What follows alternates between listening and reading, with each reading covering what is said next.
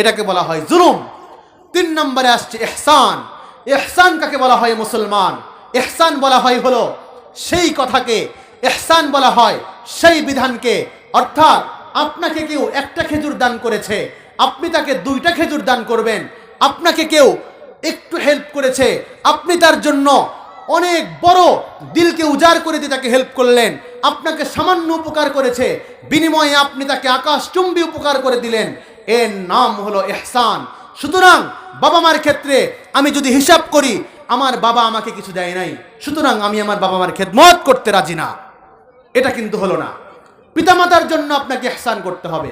আপনার মা বাবা আপনাকে কিছুই দেয় নাই, সব জায়গা থেকে আপনাকে বঞ্চিত করেছে, কিন্তু আপনার কাজ হবে আপনার পিতামাতার জন্য ইহসান করা।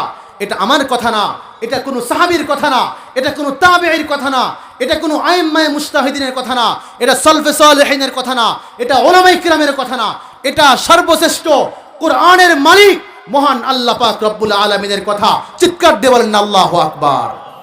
কিন্তু আমাদের পিতামাতা আজকে আমাদের কাছে বড়ই অবহেলিত পাত্র। কথা বলেন ঠিক কিনা?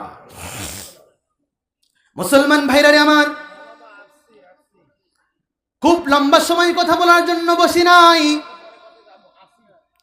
বিশ্বনবীজি হাদিসের মধ্যে বললেন, তোমরা পিতামাতার খেদমত করো, এমন ভাবে তোমরা পিতামাতার খেদমত করো যেন পিতামাতা তোমাদের উপরে কোনো অভিযোগ দিতে না পারে, কোনো অভিযোগ দায়ের করতে না পারে।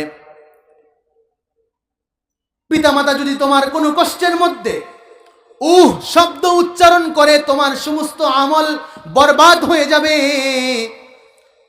তোমার মা তোমার কোনো আচরণে কষ্ট পেয়ে যদি একটু সামান্য কষ্ট নিজের মনের মধ্যে অনুভূত হয়, তোমার সমস্ত আমল কিন্তু বরবাদ হয়ে যাবে।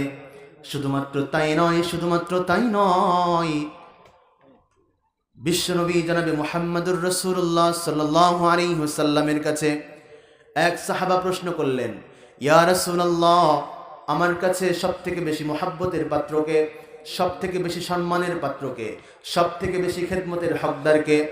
বিশ্বনবীজি বললেন, প্রথম নম্বর হলো তোমার মা। এরপরে বিশ্বনবীজি আবার যখন জিজ্ঞাসা করলেন, বিশ্বনবীজিকে আবার যখন জিজ্ঞাসা করলেন, ইয়া রাসূলুল্লাহ, তারপরে কে? বিশ্বনবীজি আবার বললেন, তোমার মা।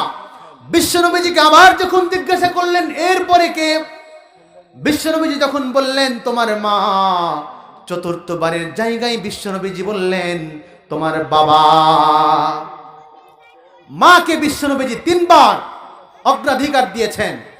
অর্থাৎ তোমার মার খেদমত করতে হবে, তোমার মার খেদমত করতে হবে, তোমার মার খেদমত করতে হবে, এরপরে তোমার বাবার খেদমত করতে হবে।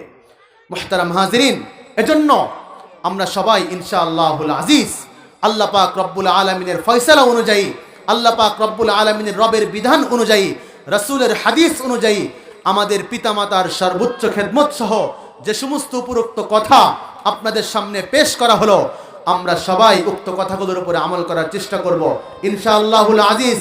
কারা কারা রাজি আছেন? দুহাত তুলে আল্লাহ পাক রব্বুল আলামিনকে দেখায়া দেন, দুহাত তুলে আল্লাহ পাক রব্বুল আলামিনকে দেখায়া দেন। আল্লাহ পাক রব্বুল আলামিন আপনাদের সবাইকে কবুল করেন, সবাই বলি আমিন। আল্লাহ তাআলা মাহফিলকে কবুল করেন, সবাই বলি আমিন। ওমা আলাইনা ইল্লাল বালাগ।